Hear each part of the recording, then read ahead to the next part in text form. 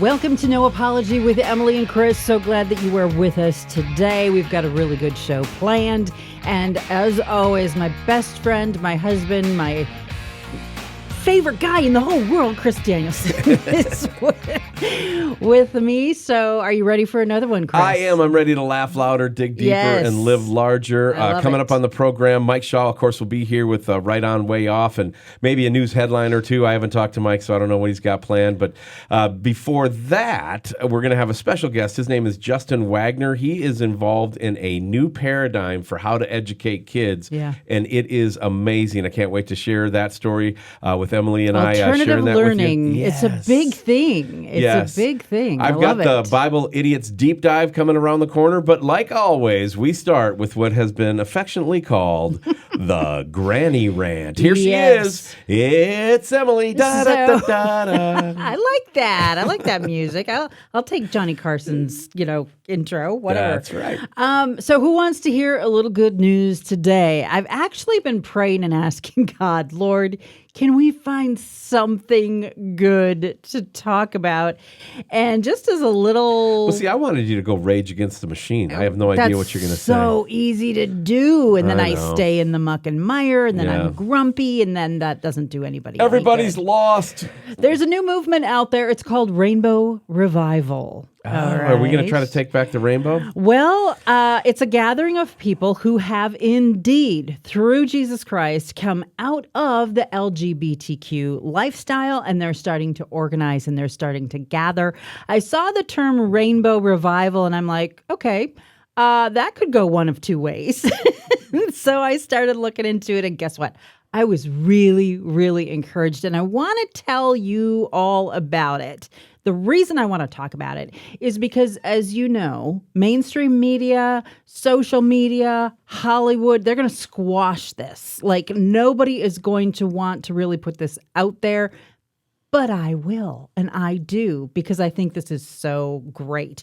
So what they're doing, this Rainbow Revival, is they're holding what are called freedom marches. How perfect of a name is that? Freedom marches across the country. What goes on in these marches is people who have come out of the LGBTQ lifestyle gather together. They pray. They pray for people that are still held captive in that lifestyle. And then what they do is they spend a lot of time sharing their testimonies of what Jesus Christ has done. And what better thing to do than that? I mean, that's kind of a lost art in Christianity today, isn't it? Yeah. Let's just go tell people about what Jesus Christ has done for us. And so they want to pray for those who are still trapped in the lifestyle, pray for their deliverance, pray that they will be healed, pray that they will be restored. But there's even a deeper purpose.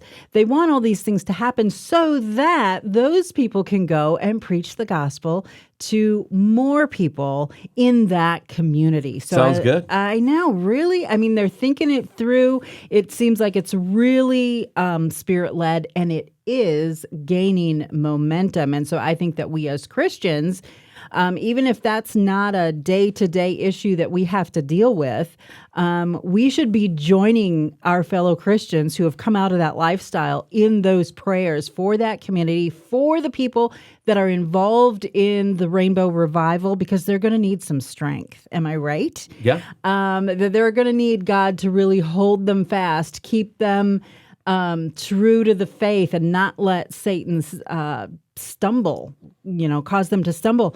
So I think we should join in that prayer, join them in that mission and in that prayer, and be united and of one accord in that. Because Satan obviously has no creative power of his own. He just takes what God has done, what God has said, and he just twists it and uses it and perverts it for his own purpose. So yeah, I love the fact that they're kind of taking back the rainbow. We talked about this over Halloween, how it's time that we re-educate people as to what the origins of that are.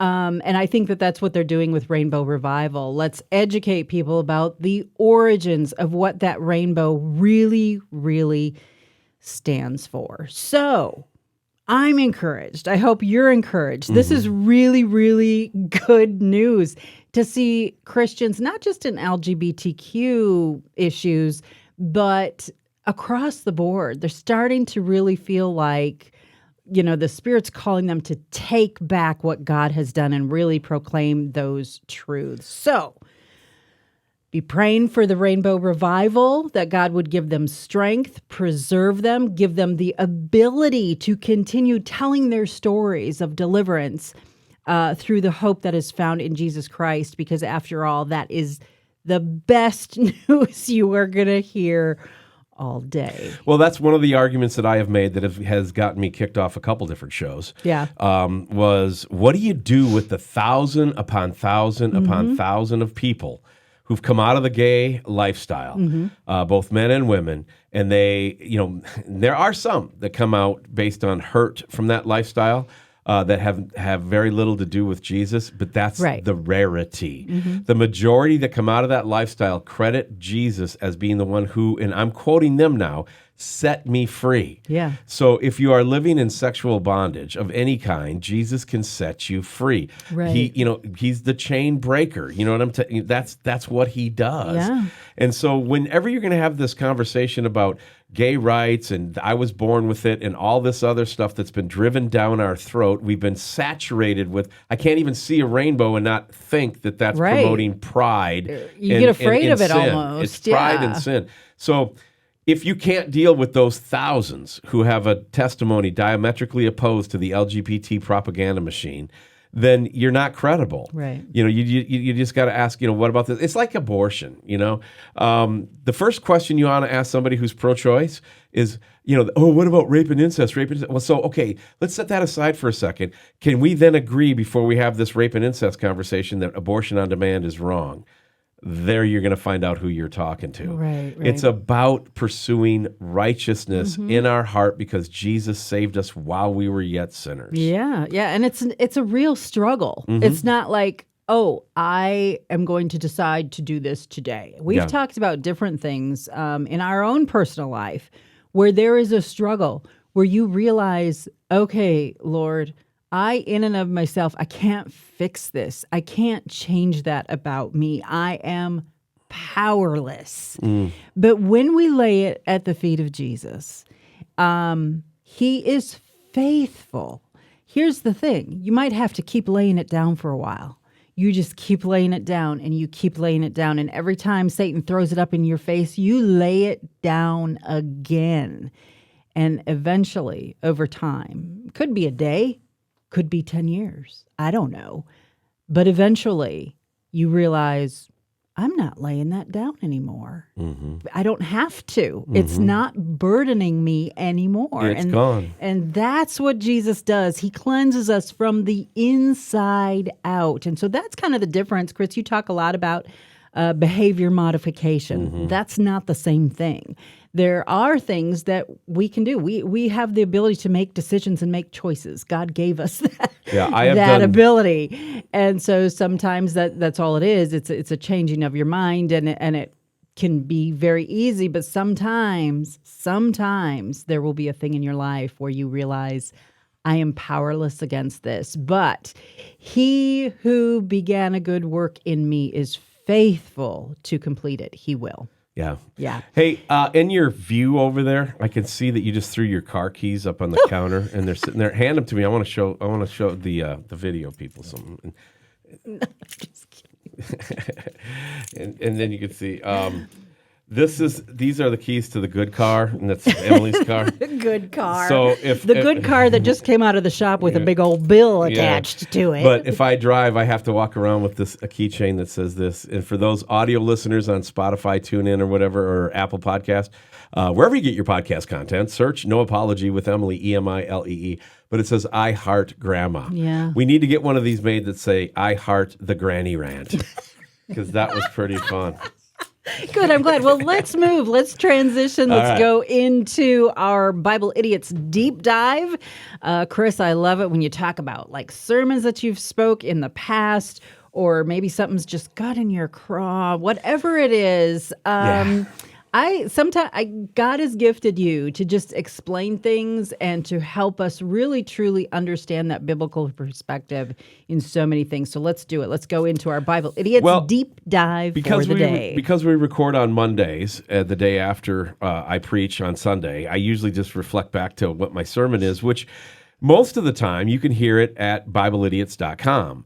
And, you can watch it at YouTube if you search the right Bible Idiots. We have a couple channels out there we're trying to sort through. But anywho, Fresh Encounter Church is the church that I am blessed to pastor. And so in that world, I started asking myself a couple weeks ago, what is it that really makes Christians hum for the Lord? And I mean, just roll along at a good clip. Mm-hmm. And I found it in 2 Peter chapter 1. And so in 2 Peter chapter 1, literally from verses 3 through 12, or through 15 actually, it takes you on a journey. And basically my message yesterday was nothing more than just taking people on that journey. There are 7 qualities that if you have, you get some incredible benefits. The benefit of always having discernment, never falling. What else does it say? It says you will be more diligent to make your calling and election sure. You'll not doubt your salvation. I love that one. And so all of those benefits are if you do these 7 things. Now, when you just brought up behavior modification, I've been fighting that for so long that a lot of times when I go to say it again in front of a new audience, I think I leave a lot out because I just assume that everybody knows what I'm talking about because it's so deeply ingrained in my mind. You will have behavior modification when you serve Jesus, but it will not come from you trying to have behavior modification. Behavior modification in and of itself is not a bad thing, okay? Right, That's not, right. But there is a difference, But too many people come to Jesus, or they look at not coming to Jesus because when they look across at those of us who are authentic Christians, they see a lifestyle that they don't want, or if I do what I really enjoy doing now, will that make me a sinner in your eyes, and the judgmental vibe around Christianity is just palpable amongst the lost. And then when you are saved and you do get in a good ground church, you realize that you have to judge rightly. This whole idea that I can't judge, I just got to be milquetoast and just, everybody can do whatever they want. Who am I to judge? Yeah, and who am I supposed to be? I'll figure it out. You better be judging rightly. Yeah, you need to judge correctly. Yeah. So anyway, in 2 Peter chapter 1, it says this. It says, for every reason, make every effort to supplement your faith with virtue, and virtue with knowledge, and knowledge with self-control, self-control with steadfastness, steadfastness with godliness, and godliness with brotherly affection, and brotherly affection with love. For if these qualities are yours and increasing, they keep you from being ineffectual, unfruitful, and it goes on and on from there. Look it up yourself. Yeah. The point is that it is not you get your faith and then you start working these things out one by one. You get it all at the same time. Right. So it's accessible to you through Christ Jesus. Hey, I have told many people off and did not have the brotherly affection in the moment, okay? And, a temper or, temptations or, your tongue gets in the way. We talked about that in my message too. I tend to do that with my husband. Yeah. Oh, Emilee, she's so sweet. I don't know that she's just a sweet lady. Brotherly affection. Emilee, who? Who are you talking about? I mean, the outtakes from this show alone. It's not because I don't have it and it's not accessible to me. It's because I choose not to use it. So here's the thing. When Jesus soundly saves you and he holds you in his hand, he's going to try to infuse you with these qualities in you as you're open to him. And your virtues will start to grow and be more godly. Your self-control will start to be, not that I don't want to hurt myself or hurt my spouse or hurt others, but I don't want to sin against God. David, a lot of times when he had made one of his major, mistakes, major sins, crossed major lines, when he started his repentance, the first thing he would say is, I have sinned against my God. Right. And that's where the phrase, the fear of the Lord is the beginning of all righteousness, because we have such a good relationship with a holy God that we don't want to mess it up. Right. And we see him giving us these qualities over and over and over again, and they start to grow. And when they're all 7 at work at one time, you will not fall. You will not doubt your salvation. You will be strong for the Lord. Yeah. And right now, that's what we need more than anything, is for people to be strong in the Lord for such a time as this. And we used to have a radio station called Real Remnant Radio about the remnant church because we saw it coming. I did not think the church would get this far down. When the Bible says love your enemies, the ones that come to my mind are people who are running around claiming Christ, who don't know him, or if they do know him, Christianity in America is in a world of hurt. Yeah. And I believe that we have the rise of pornification and transgenderism and all this other stuff because the church has been blessed be the nice. Silent. Yeah, a little too silent. Oh, if you know Jesus, you won't say anything negative about anybody. Yeah, and this is what I love because you're touching on something that I was talking about earlier with the Rainbow Revival, and that is as they organize and as they speak out about what God has done. What that does is it gives people the ability to see that truth lived out in actual human beings. And that's key. That's absolutely key. And so when you're talking about these things like virtue and assurance and these things that will be a result, again, that's what people will see. They'll see your assurance. They'll see your virtue. They'll see those things lived out in real life. And then it becomes more than just words on a page. Then it becomes living, breathing, alive and at work. And that's who God is. And the byproduct of all of that is a peace and a joy that you can't explain in the middle of all this. Yeah. And we know what we know because we know it, and because it's been just impressed on our hearts, and we want that for others. That's why we share the good news. Yeah. While we're yet sinners, the biggest mistake I have seen in all of my walk with Christ is people who say, "Yeah, I want to come back to Jesus, and I want to come back to church, and I want to start walking with the Lord again, but I got to clean myself up first." That's the stupidest thing I've ever seen. That's like, I know we've been out hunting and I'm muddy from head to toe, but before I can go take a shower, I got to go clean up first.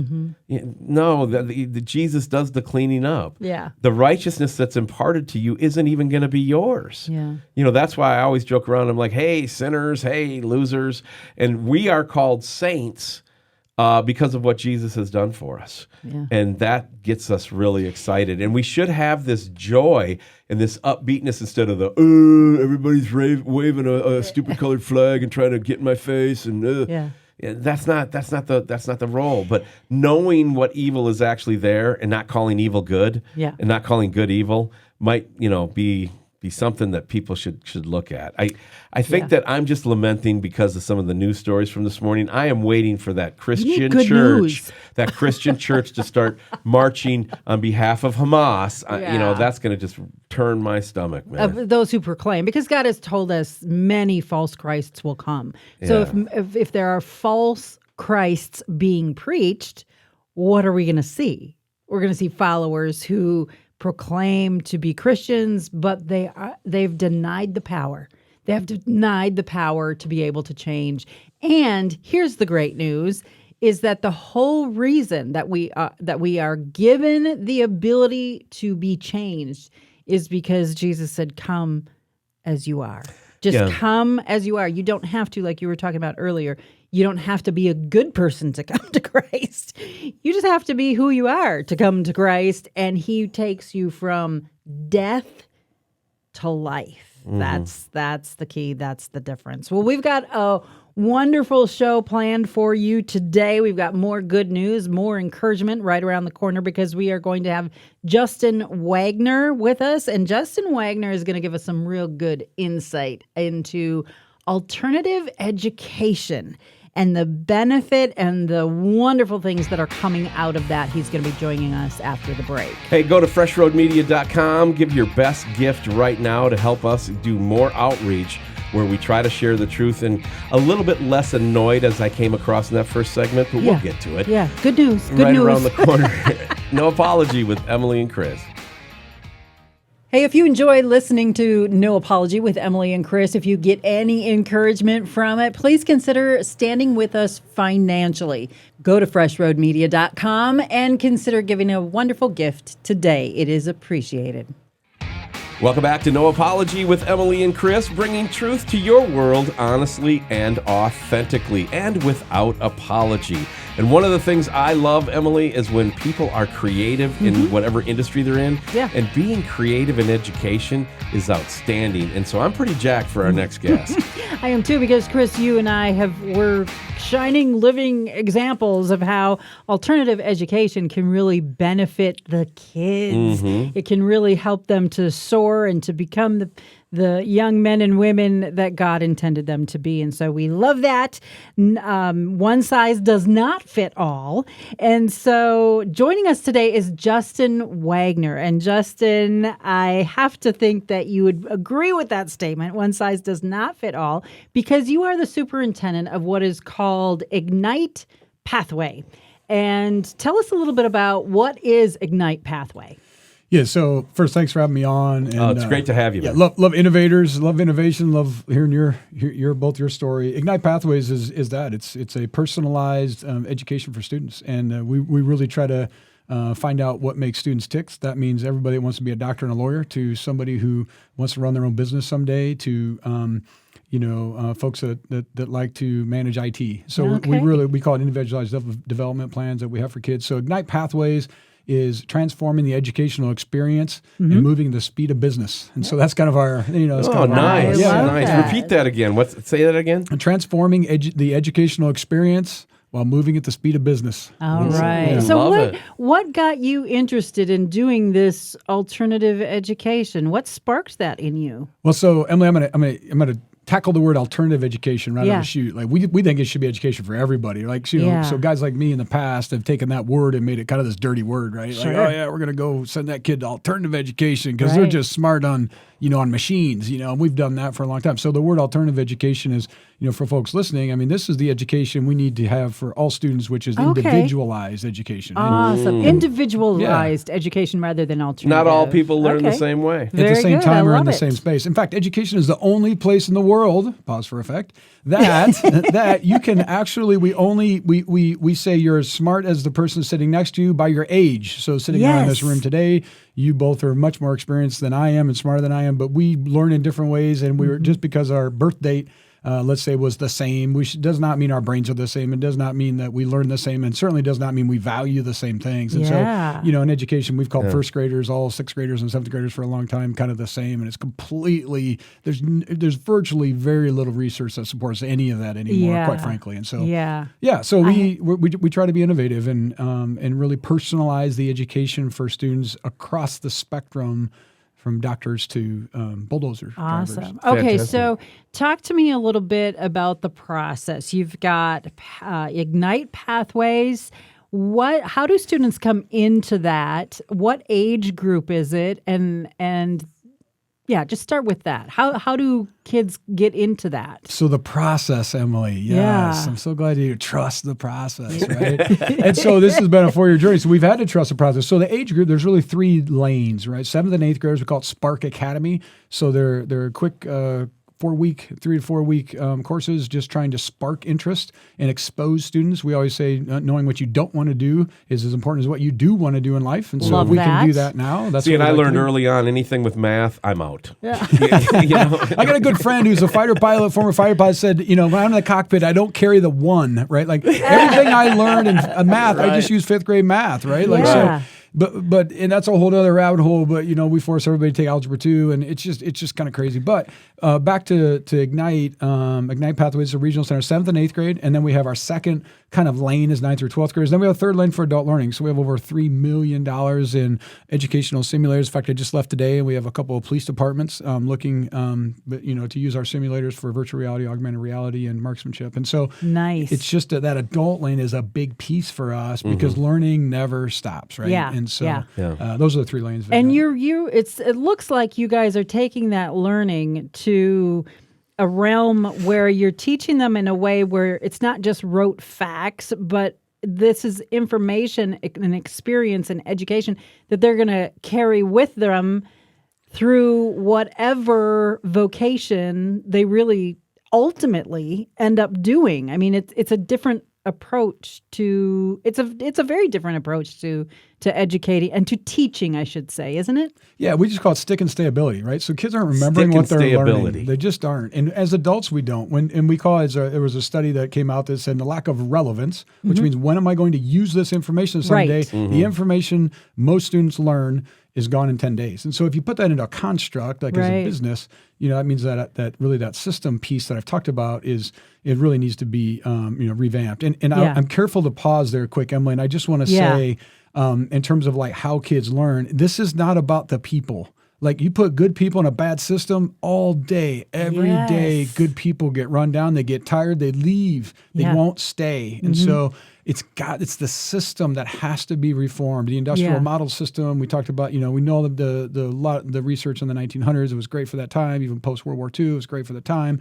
We don't live in that era anymore. And so, schools have to be better. We have to be adaptive and more flexible. And so it's not the people. We just amazing people work in education, in my opinion.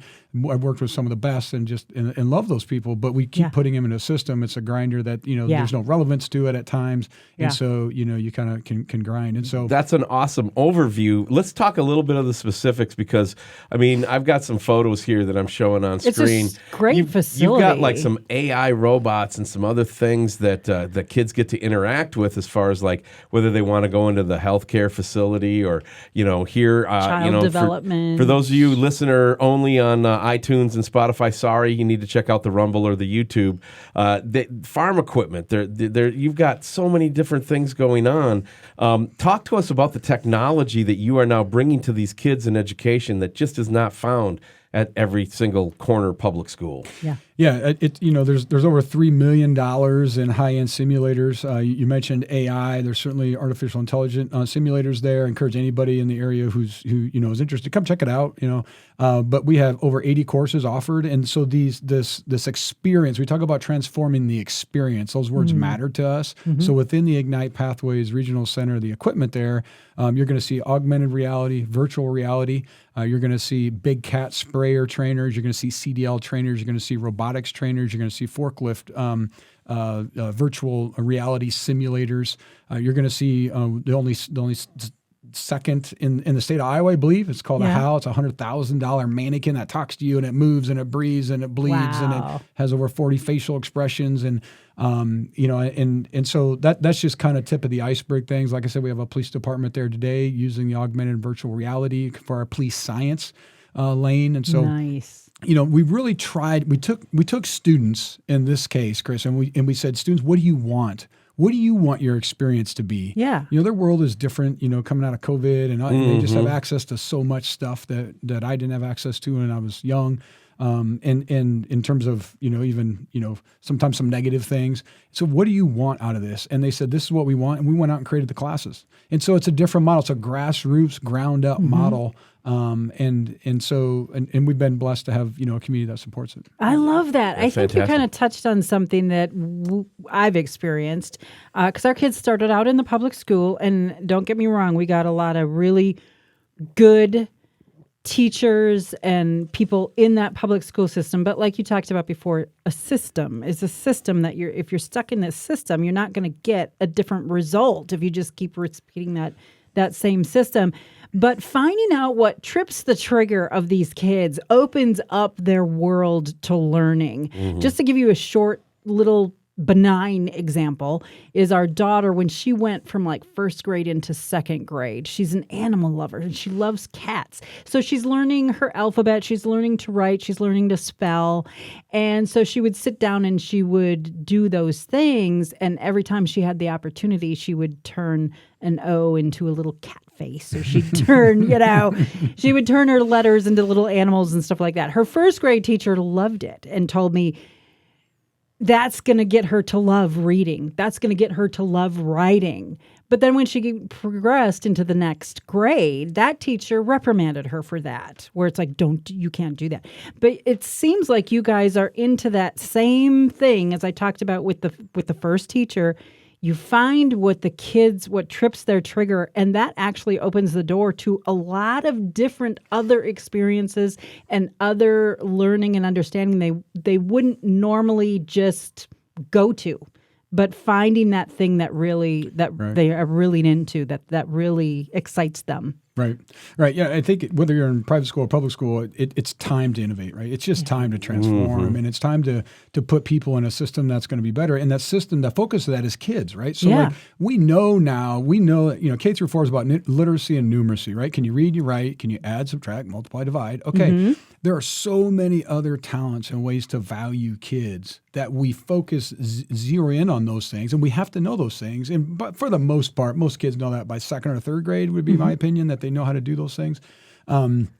But what happens is we lose the opportunity on some of those other areas, right? Some of the arts and some of the areas where kids are super talented and where they thrive. And we know what the research says on that. Once those kids get that first standardized test score back and it says you're not good at X, guess what? You just limited their potential for their future. Yeah. It just does. You just gave them a label that they will take on. Absolutely. Yeah. As adults, if somebody tells us even now, we're grown-ups, right? We're supposed to be responsible, right? We're supposed to be smart. But if somebody says you're not good at X, don't you start to go, I'm not. Yeah. And we're grown-ups. Can you imagine or you just make a mistake in X and you think, I can't do that. I'm not good at that. Yeah. Justin Wagner, he's the superintendent of Ignite Pathways. It's a new way to process the learning curriculums, and there's a way to say that I don't have written down. But Justin, I want to talk a little bit about the challenges, because this is brilliant. When I first moved to Iowa and learned what you were doing, our worship leader at the time was actually working over there. So, and one of our board members sits on your board, and so I immediately started looking into it. And what I kept coming back to, and this is the one question this is the first time we've had a chance to meet, by the way. I've met your wife a couple times at the coffee shop, but this is the first time I've actually had a chance to meet you. I want to ask you, and I really want you to be brutally honest, how big of a challenge and struggle was it to get this off the ground? Because to me, when I look at what you guys are doing and where you're at now, yes, you have challenges in front of you, but to actually take on the established unionized school districts, I guess you could say, to get them to partner with you, to get people to buy into this. What kind of hill to climb was that? And share with us from your heart what that was actually like. Well, we know that innovation is the heartbeat of prosperity, but it's wildly unpopular, usually at the time, right? So innovators over the years and over the centuries even, come up with great ideas, but it's at the time it's not always popular. And I'll say from my perspective, our public school has been fantastic to work with. Yep. But I think we've talked a lot about mission, vision, value, goals, though, and we changed the mission. We changed the vision. And so the Woodbine Community Schools, mission is Woodbine provide an environment where all are welcome and given access to personalized, unparalleled experiences. Both those words matter a lot. Yep. That will positively shape futures. And we take that serious. We started every meeting that way. And so from my perspective, there's been a lot of support from the public school. And here's the other thing that I'll say, that it was a journey. It was a journey. But I'll also say that Iowa Department of Education, there are opportunities within what we call Chapter 12, which is kind of our backbone of learning, to innovate. Okay. And so we got to give ourselves permission to do that, to really try that for kids, right? And so I think that piece of it has been important from my perspective. And to be honest with you, there's a lot of food fights along the way, and not even locally. We've been blessed locally to have just fantastic boards in a community that has been absolutely amazing. It's a rural, small town. This community happens to be very faith-based, and so we just had a lot of synergy in terms of philosophy, and then we just ran, and it didn't mean we didn't have hurdles. And so a couple of those along the way, I gave credit to the Iowa Department of Education for allowing for innovation. And I'll follow that up by saying, I think this is really just about managing change. And at the end of the day, if you have a clear mission, vision, value, goals, which that first is it's been a 4-year journey. And there's a lot of people who say it'll take a dog year, to do something like this. It takes 7 years to kind of get this accomplished. And at the end of the day, we really saw some of that transformation happening on year 2. And so it was kind of ground zero. There was nothing there in terms of like program, people, program, place. 4 years ago. And so obviously, we were able to get bond issues passed and then philanthropically raised up to $15 million to get to build the Ignite Pathways Regional Center, which is just an amazing structure and very, very cool. Something the community is very proud of. Yeah. Some of the kind of challenges through all that was that change management piece and helping people understand what we were trying to do. Right. And it goes back to, Emilee, what you said. I think when we start with the kids, you just start with learning. The word learning, we just say, are students learning? Is it sticking and staying? And if it's not, what can we do different? What can we do better?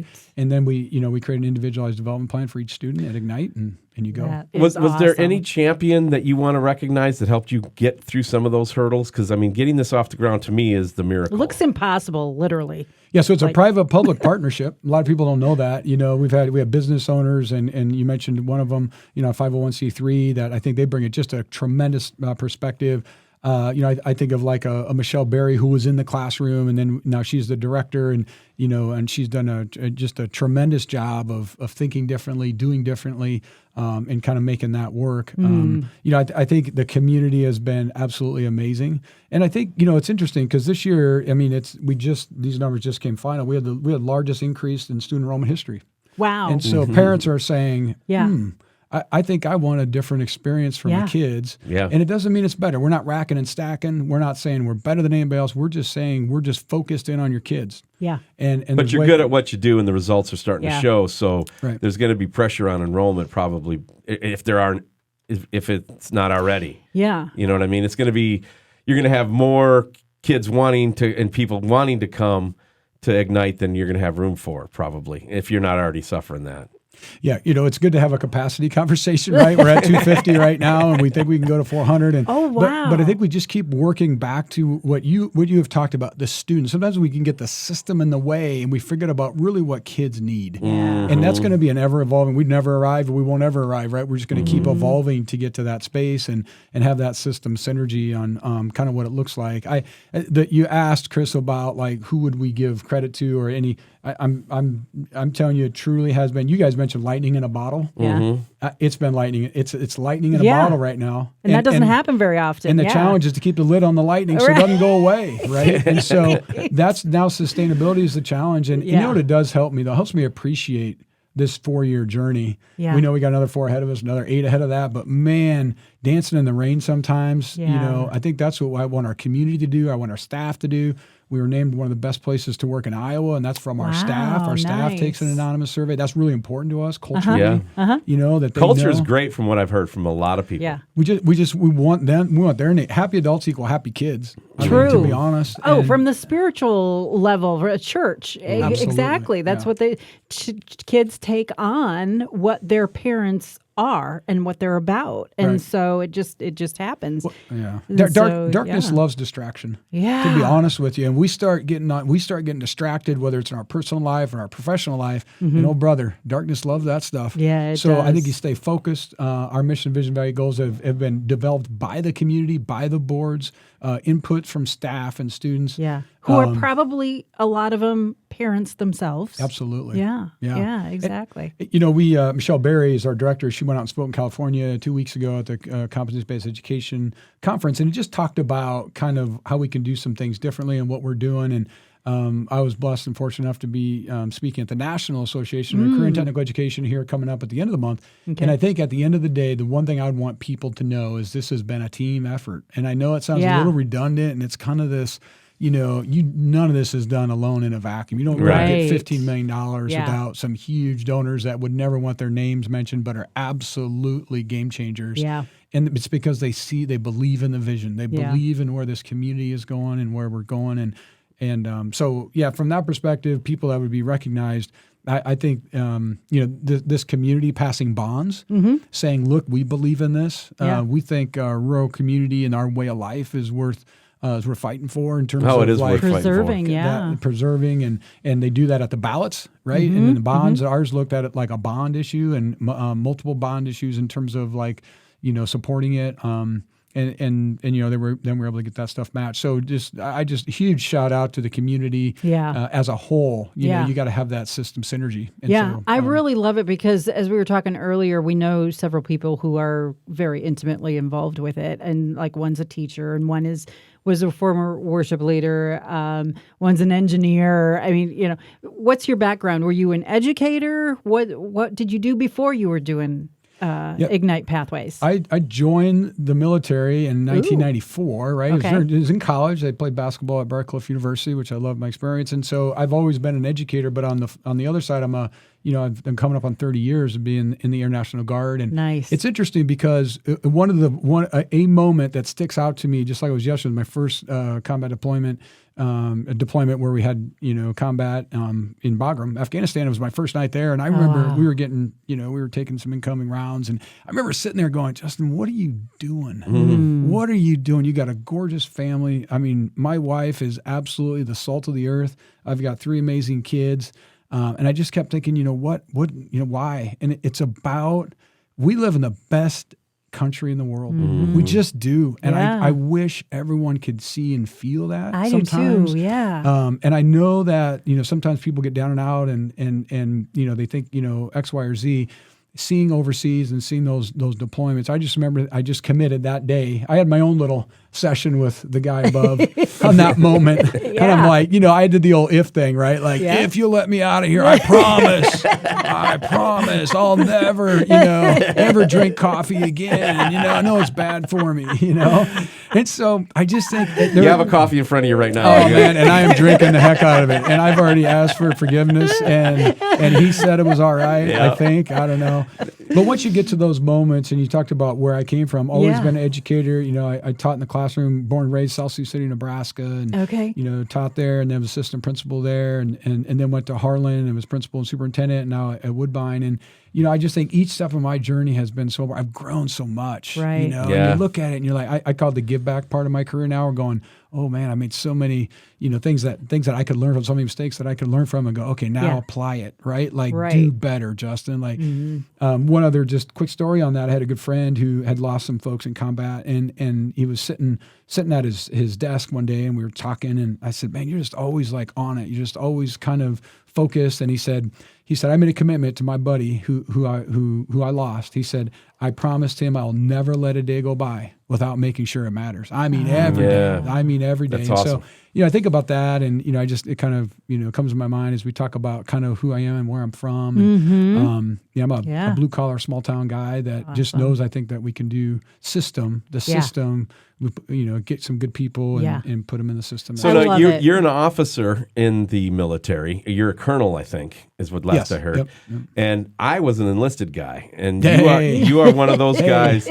You are one of those officers that I bet you the phrase "he digs his own hole and carries his own roll" applies, because those were the ones we wanted to follow, man. Yeah. I'm just telling you. I would say that I started enlisted, so that's where I got smart. I started in civil engineering, and so when you said enlisted, those are the smart guys get stuff done. So first of all, thanks for your service. Yeah, you too. I appreciate it very much. I wish everybody could see that and feel that, because I think it's important, and it's not doesn't mean it's perfect. Yeah. But yeah, I think that. I'm kind of a paradox in a way, right? Like, so public education and military, a lot of people look at that and go, those things sometimes don't add up. And so the things that I've learned in my public education career that I can apply, and certainly my military career that I can apply, and I've been blessed to be able to look at that and kind of learn leadership mistakes along the way and make them and go, okay, do that better, do that better, do that better. And then kind of try to apply it now into this kind of culminating chapter of like, okay, just be better, Justin. Just do better. And then I always whenever I say that, individual names, I go back to a team, because you have to have, you talked about who we honor, and we just honor that, the community that's put this thing together, that has supported us, given us great grace. I mean, incredible grace. You were talking about changing a system. We believe we've changed the system. Right. And that takes a lot of change, a lot of tweaks, and the grace that we've been given from the community has been, has been incredible and very much appreciated. I love it. That's kind of actually a unique story, really, to have that coming together of like-mindedness. Before you go, I want to ask you, what would you tell parents, because we have listeners from all across the country, parents who might not be in the Midwest, who might be living in big cities, whatever, and maybe their kids are stuck in that system. They can see what you were talking about. What would you advise them? What would you advise those parents who are like, I'd love to do something different, but I don't even know how to begin or where to start? And it's overwhelming, I think, for parents, the thought of, let's try doing things different. And maybe they don't have the resources or the access that that other families might have. What would you say to those parents? Great question. So obviously I'm a public education official, right? Like I love my brothers and sisters in private school. I love competition. I mean, I think it's great. Like if we're not doing it right, then we need to get it right. So what I would say to parents, from the perspective, I don't believe people wake up in the morning saying, I just hope I mess up today. Right. I hope that I cannot wait to make my boss angry. I cannot absolutely wait to make my wife upset with me. Right. I don't believe people do that. So I think across the country, locally, regionally, and nationally, I think we need to get facts. There are some topics right now that I would love to dig into with you to get some, just talk about the facts on how we're rating kids on standardized test scores. I mean, those things are out. I mean, we could spend a whole session on that, but get the facts and come in with grace.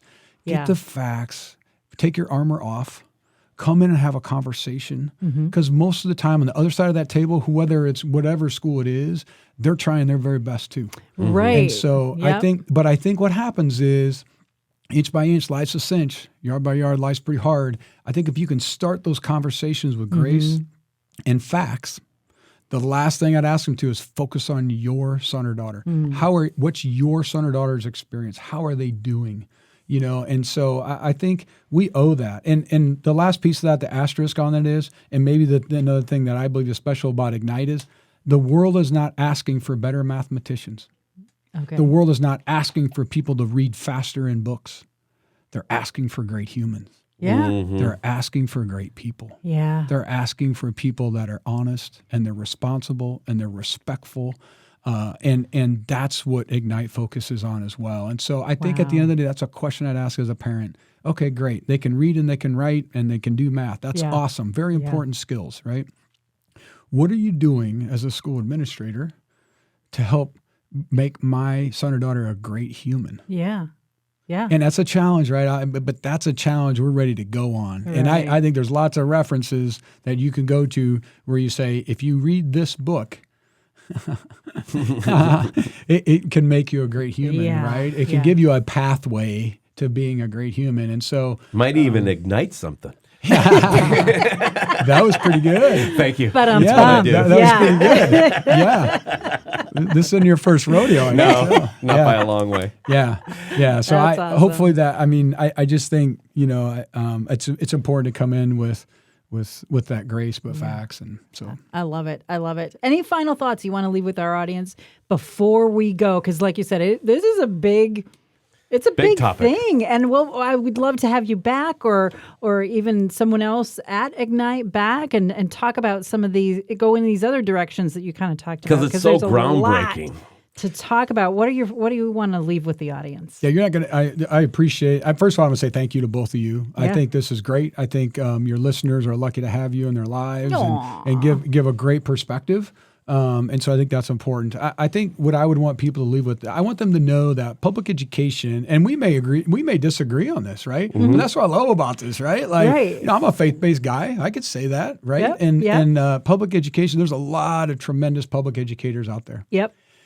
When we put tremendous public educators into a system that just is really from a 1900, that turn of the century model, I think we can do better. Yeah. And my wife, asked me today when I was talking to make sure, that people understood that we absolutely value public education. Yeah. We just do. Yeah. And public educators, there's a lot of Christians that are out there fighting the good fight. Our kids had some great teachers along the way. It's just when you talk about the problems with public education and the need for homeschooling, the need for private education, a lot of times people think that you're just slamming and we're not. We're just talking about alternatives. We're talking about real problems that need to be solved. Yeah. But can I hit on that point at the risk of starting a series here with us? That's such a valuable point, because at some point, guys like me, I get defensive on that, and it's not meant to be defensive. Right. It's meant in defense of your child. It's meant in defense of so it doesn't have to be offensive just because it feels defensive to us, right? I think that's an excellent point you made. And I think as soon as we realize that we think competition will make us a little better, I know that's controversial. I got it. But I think it does, right? If parents go, I can kind of look at that and go, I've had some great public educators and maybe I want X, Y, or Z. And so I mean, I guess that's the last point I'd make is that I appreciate having conversations like this on all sides of the table where we can focus on, most of us have philosophical alignment. I'll be honest, most of us are philosophically aligned with what we believe in life.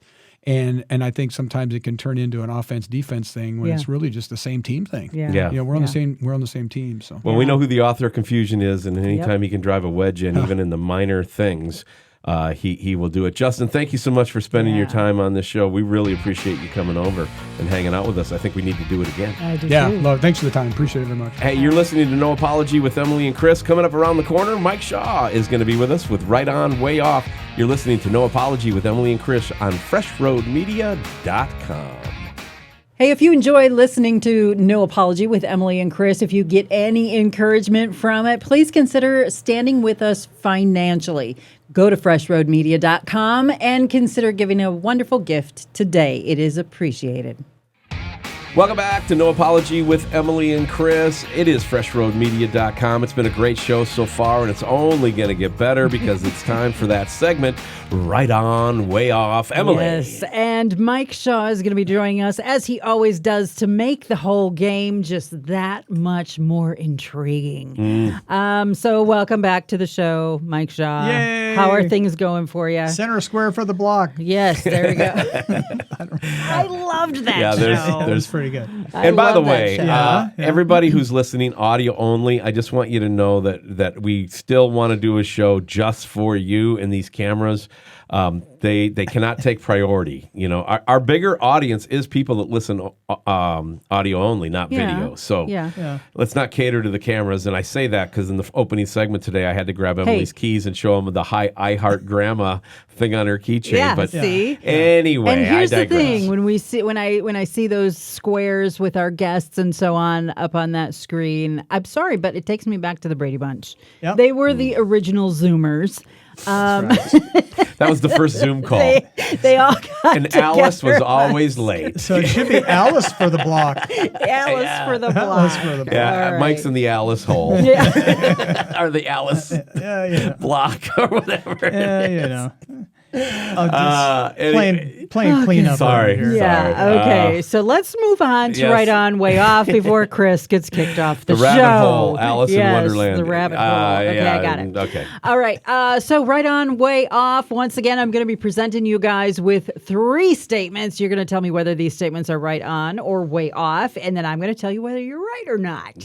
I always try always try to hand out points, and I start at the beginning really well, and then I always get lost in the conversation, and I forget, and by the end, it doesn't matter. So we'll start off with this very first quote. It says, "We have reached the ultimate stage of absurdity, where some people are held responsible for things that happened before they were born, while other people are not held responsible for what they themselves are doing today." Is that an accurate statement? Is that right on or way off, Chris Danielson? Right on. All right, Yeah. very good. In fact, that doesn't even go as far. We are living in a world of depraved minds. Mm-hmm. Depraved minds have taken over our country.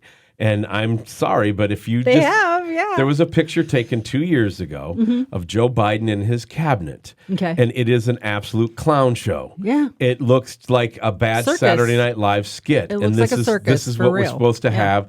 And to say anything about anybody anymore is becoming much more difficult because your truth doesn't have to be my truth. Yeah. So the rise of our own personal godhood, where we're supposed to follow our heart and everybody's supposed to get in line with our vision and our dreams, leads to that whole thing where, in an effort to try to be righteous, a fake righteousness, let's give to these people who were harmed 200 years ago something that doesn't even make sense. And then I'm sorry, but the victims of crimes are being treated with less respect than the criminals. You have jumped the shark, and you now live in Romans chapter 1, depraved mind. God has given you over to a debased, depraved mind. What does that actually mean? And then I'll finish.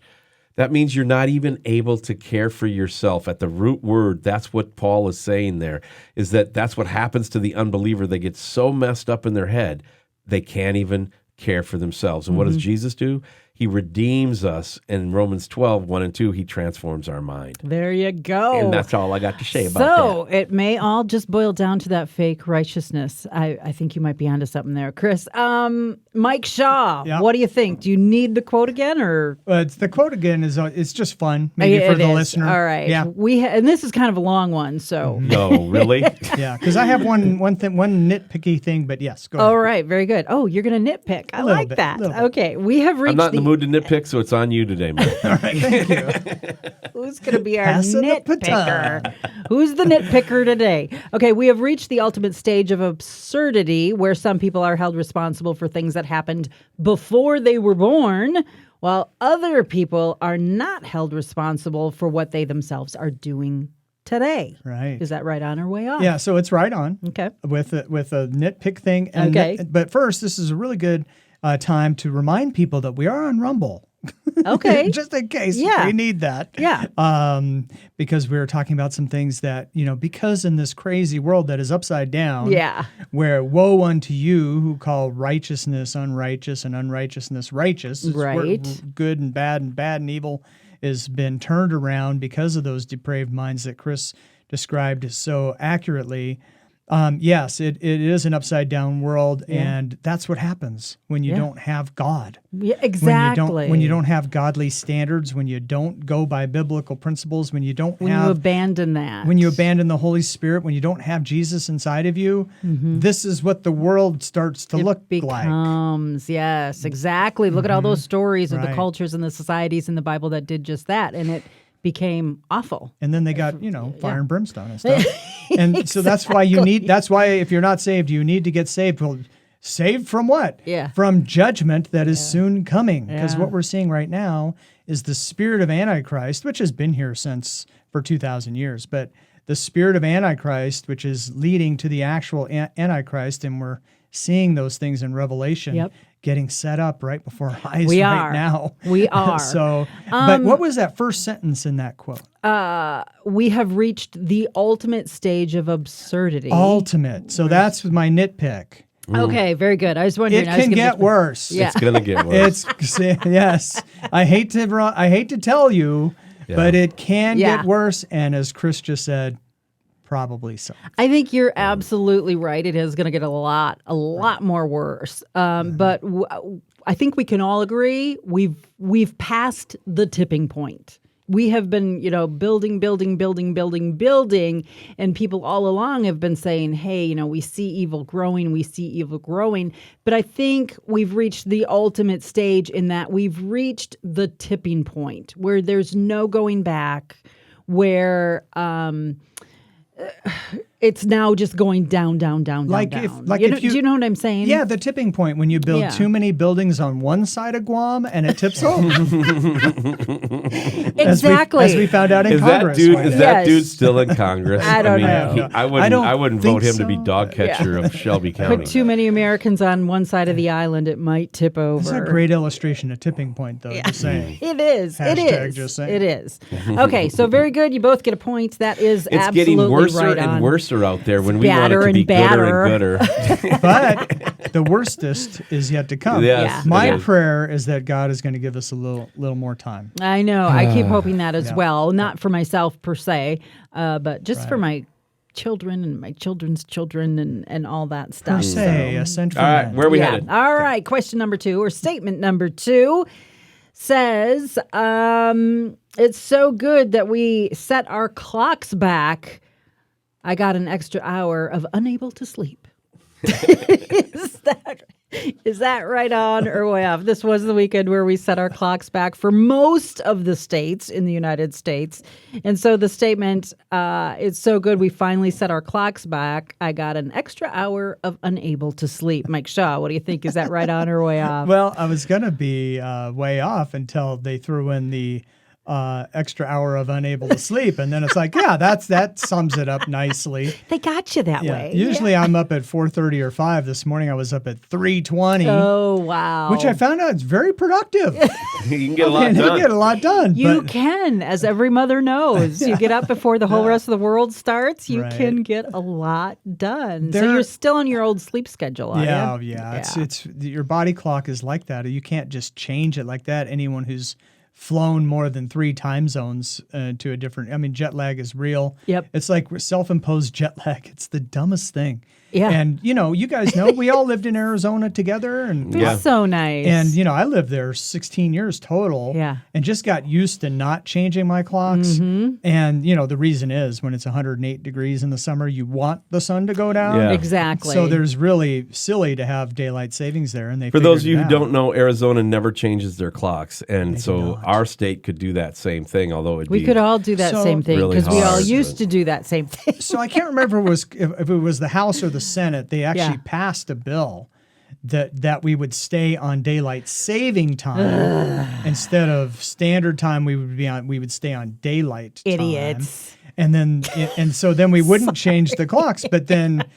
either the other chamber didn't pass it or anyway. Well, that's because that makes no sense. I mean, this isn't working, so let's just do it all the time. No, what it would be is we would stay on daylight time. So once we spring forward, we would stay there. Daylight rather than daylight saving. That makes the most sense because the sun doesn't have to set at 4:30 or 5:30 it's ridiculous. in the winter. It's ridiculous. Yeah, At least they've shortened it. So. Yeah, Chris, what do you think? Is that right on or way off? That's right on. We are always messed up. The older we get, the worse it gets. And this does not help. It gets a lot And worse. here's the other thing. Nobody tells the dogs that the clocks have changed. No. And so they wanted to go out at 4 o'clock this morning. And, I guess that's our new time now. Right. And no, I just feel like it's overserved its youthfulness. There was a time back when they started this. When was it? In the 70s, in the Carter administration is when it was Carter. I remember my dad was so mad. He was mad. Now the one concern that actually will rally some people around to say, hey, maybe we should look at this is, of course, for the children, is that it's so dark out at the school bus, it's unsafe for the kids now until spring. So we'll start school later then. Yeah. Well, quit messing with the clocks. Exactly. Quit messing with the clocks. My watch is right because it's with my phone. But my car is wrong, and my stove is wrong. I talked to a few people too, where it's like between your car, your clocks are fine, but your car, your microwave, your VCR, if anybody still has one, whatever. People don't even necessarily know how to change their clock. All those. Well, those clocks. People that they just leave it. Yeah. And then they do the math, and then they're an hour late for stuff. I know, right? And then when it changes again, then they're in the habit of doing the math, and they shouldn't be doing the math anyway. Yeah. All right. Unable to sleep. That's what really tripped my trigger because that's exactly what happens to me. Like, I just can't sleep when these times are changing, and it's a bad thing. It just takes a couple days. I mean, the worst is... The worst is when we go to the Middle East or we go to Europe, it always takes us a day. So what we started doing to help with this is like when we'd go to see our granddaughters, they lived in England for 8 years. We'd land at Heathrow and then we'd just go to the hotel there and I would call ahead and say, hey, we want to check in at 9 a.m., and then we would just go and crash and get up the next morning and take the first tube out of town at about 6 a.m. refreshed. Yep. So, now you've kind of had a chance to turn over. It might take a couple more days. Yeah. But we'll get through this. Yeah. We'll get through it. The struggle is real. Of all the big problems to have, this is relatively a smaller problem. But the older you get, the harder it is to shake this stuff. That's the true. problem. That's true. Yeah. Younger people are like, get over it, lady. But even for younger people, like I think of people who are just working, positions and jobs where they're really punching the clock, and it's difficult. It's difficult. Yeah. Okay. So our last final question of the day or statement of the day, because election season is starting to heat out. The burner's been turned on, right? I love this quote. Waiting for election results is like waiting for a grade on a group project. I know I did my part right, but I'm scared y'all messed it up. Is that right on or way off, Chris Danielson? For the conversation, I will go right on. That's kind of what it feels like. Yeah. And but as far as elections, I'm sorry. I don't believe we have fair elections anymore. I'm kind of out. Okay. Okay. I mean, I'm gonna try to drag myself to the polls to vote. But the goal of a lot of what's been going on the last 10 years is to disenfranchise people. It doesn't and matter. I'm one. I'm sorry. I mean, the Republicans couldn't even get a speaker. The Democrats are so far left now that, the evil that's coming out of the Democratic Party, if you claim Jesus Christ and you vote for a Democrat, I feel sorry for you because you're not paying attention. So I'm kind of out on all of it. But we do have a speaker now. I know. Don't care. I do. And I have been talking to a congressman, an 8-term congressman. We've been texting back and forth. He got elected while he was appearing on our show. And then he called our show from Washington, D.C. Either every week or every other week for a couple years in his first term in office. And I want to have him come on the show. I'm not even going to say who his name is because I don't want to say anything until we get him. It'll be a surprise. But when I watch what he does in D.C., I pray for him and I pray for a lot of people. And I want to see something positive come out of our country's leadership. Yeah. But it is so sad to watch just the unbelievable ballot stuffing going on and nobody cares. Yeah. The police state, documentaries coming out and just how big tech is involved with media. And see, we're media people. All of us, me, Mike, and Emilee have been in media for most of our adult lives, and we know the game. And so we're watching people capitulate to the media, blackout of the truth. Yeah. But don't you think that, I mean, we have YouTube, we have Rumble, we have all these other platforms. Yep. But if YouTube's AI thinks that we're talking bad about the election, they will pull this down. Yeah. They did it once. Yeah, they've already done it once, Yep. and they will do it again. So we have to be very careful with what we say because we now live in post-free speech America. we do? So be careful. So make sure you self-censor and do it right. Last point. Hugh Hewitt. There's so much there. This is a whole nother show. Hugh Hewitt. Yep. In 1998, we were hanging out with him, or he wrote the book in 98. I don't remember when we were hanging out with him. I met Hugh once too. He's a He's a good dude. He signed this book to me, and I still have it in my library. And it's called if it's not close, they can't cheat. And then the subline is why crushing the Democrats in every election and why your life depends on it. Yeah. Everything that he wrote in that has come true. And back to the Seattle election. And this is like 10 years ago. The Seattle election for governor, King County wanted a recount, and the Republican was up by 1,200 votes. And everybody said, that's too close, you can't certify. They did a recount. He was up by 400 votes. That's too close, you can't certify. Mm-hmm. They did another recount, and now he's down by less than 100 votes, and they certified. It's just a joke, folks. Well, see, but doesn't that, this is what I wanted to ask you, doesn't that just coincide with this statement where it's like, I'm going to do what is the right thing to do, which is I'm going to go, I'm going to get registered, I'm going to vote by ballot in person, and I'm going to do everything right, but then we're going to come back with a test result that does not reflect what I'm about and what I'm doing. It doesn't reflect your effort into the project. Mike Shaw, what do you think about that statement? Waiting for election results. And have a little more joy than I have. I'm coming across very annoyed and angry. I don't mean to. You gave me you gave me several points to respond to, so I'm ready. Good news. Results is like waiting for a grade on a group project. I know I did my part right, but I'm scared you all messed it up. Hello, might I just remind you, we live in Iowa, where the previous nomination results were just like, not even, they never came to fruition. Anyway. So what do you think? I'm so right on with that statement. So okay. And being involved in politics still, and being involved in politics for a long time and at a high level, that's how I feel every election night. And usually we're at a bar or at a restaurant, or my old me was at a bar, and we're watching the election results coming in, and we're all having a good time, but at the same time we're like, okay, you better have gotten this right. We did our part. Yeah. We fought to get out the vote, and then we voted ourselves, and so then you're just kind of waiting for the rest. Yeah. And what I would tell Chris is, get out there and vote. Yeah. Don't give up. Don't Yeah. let them win. Don't have apathy. Yeah. Because you're right. That's exactly what they're trying to do. They're trying to discourage you. And then if you stay Give home, up. and Yeah. Hugh Hewitt's exactly right. Because Yes. if you stay home, it's easier for them to cheat. All the more easier. What we said, since YouTube changed the rules, and you can now say that the election was in question of whatever election. Oh, you can is. say that now in America? They can. Isn't that but great? They can. I know. Thank you. But did I hear They're sarcasm? so gracious. Was there sarcasm there? Anyway, so apparently we can discuss this openly now because we did have one video taken down because of that. But then when they changed the rule, it wasn't retroactive. Right. So anyway, the shenanigans in 2020.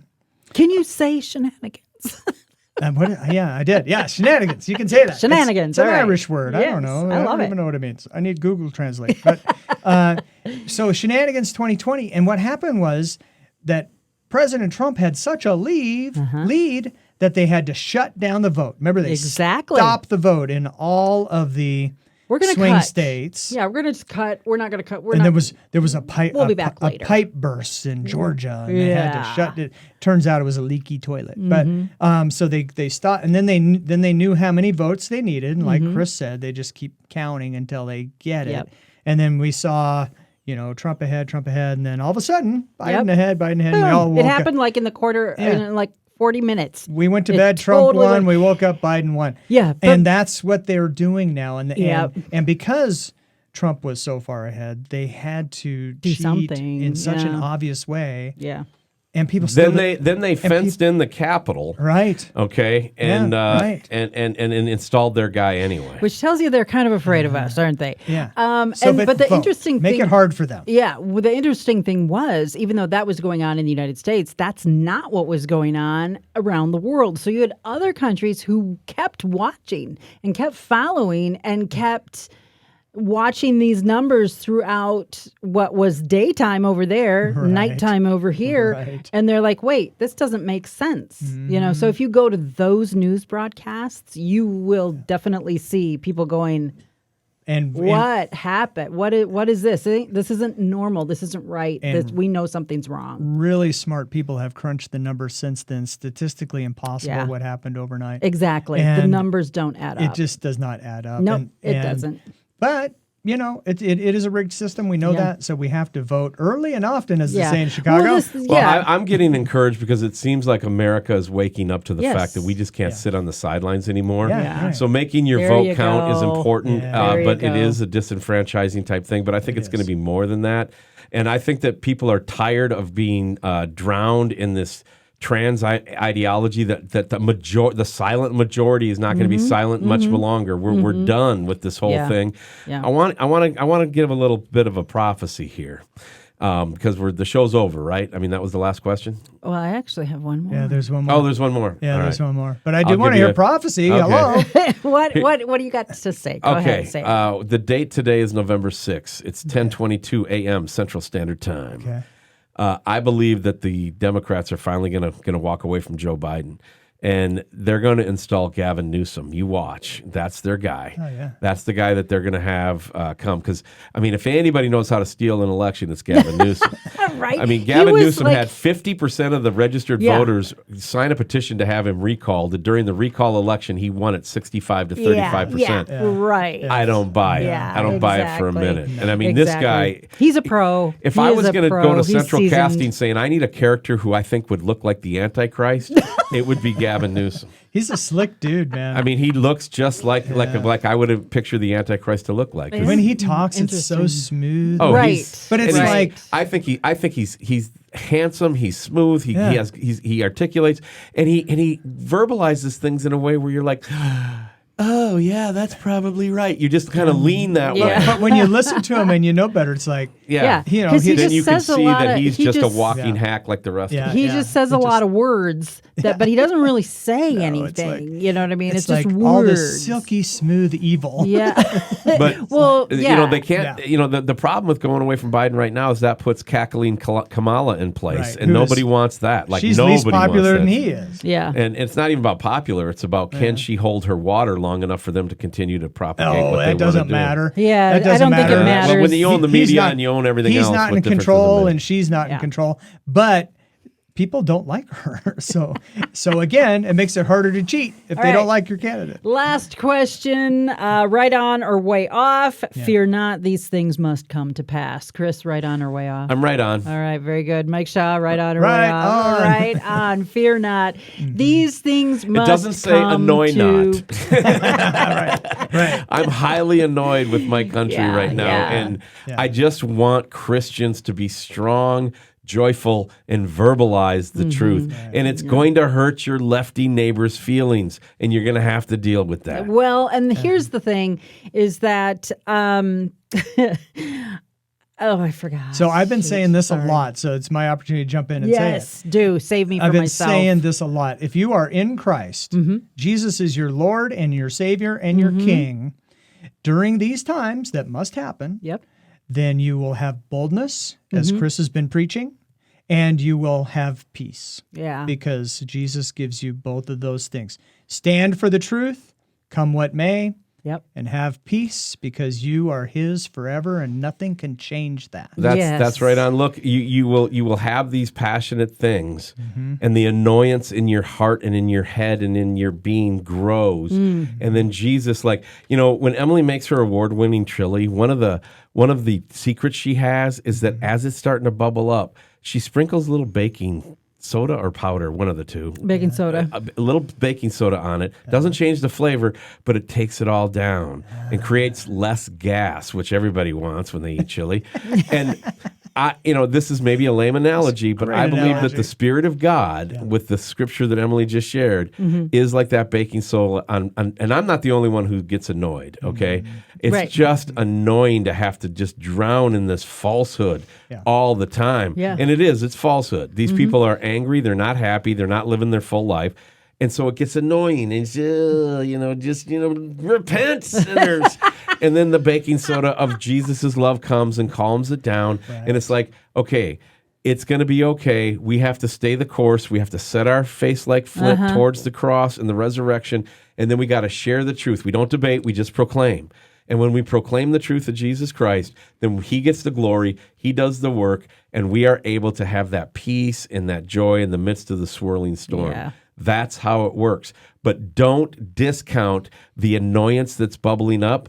That can sometimes be a righteous wrath that then needs to be tamped down. I'm not saying it doesn't, but don't all of a sudden just, he got worked up, so he's wrong. Right, exactly. Come on. Here's the thing. The blood-bought believers, we thirst for righteousness. And so when we see unrighteousness, when we see injustice, when we see those things, intense feelings rise up in us because God says, love the things I love, and then what? Hate the things I hate. And we hate untruth. I'm good at that hate part. Injustice. We hate unrighteousness. Right on. So you got those feelings and you got to deal with it. But I tell you what, I will never eat chili the same again. But it's actually a pretty good illustration. Things are going to get hot. They're going to bubble up. But like I said, fear not. These things must come to pass. Jesus knows what he's doing, and he's getting us through to that chili that won't make you so digestive distressy. You can say gassy.